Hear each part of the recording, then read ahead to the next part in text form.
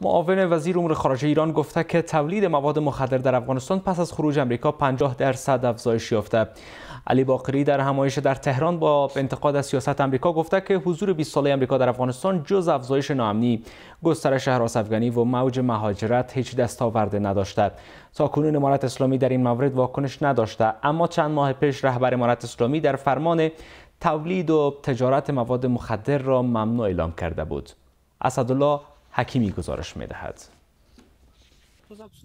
گراف بلند تولید مواد مخدر زنگ خطر برای کشور. افغانستان و عراق.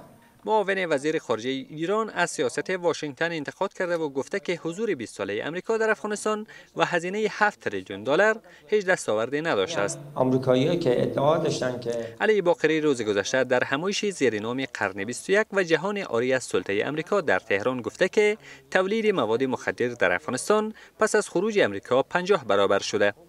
بعد از 20 سال حضورشون در افغانستان نهایتاً اولا که مجبور شدن برن بیرون و وقتی بیرون رفتن دستاوردشون چی بود؟ ناامنی تو افغانستان بیشتر شد، تروریسم تو افغانستان هم نهادینه تر شد هم گسترده تر شد، تولید مواد مخدر نزدیک به 50 برابر بیشتر از زمانی بود که آمریکایی‌ها وارد افغانستان شد.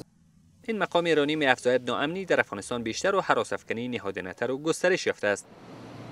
به گفته او در افغانستان نه توسعه است، نه امنیت و نه هم دموکراسی. امروز بعد از 20 سال افغانستان نه دموکراسی داره، نه توسعه داره، حتی امنیت هم نداره.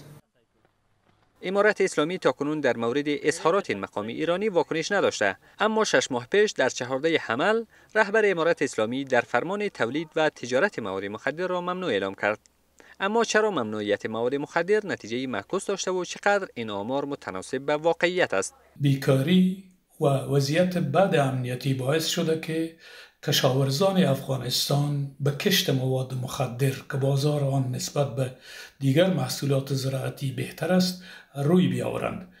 جوامع با عرضه خدمات و حکومتداری خوب منقاد به پذیرش قانون و فرمان می گردند.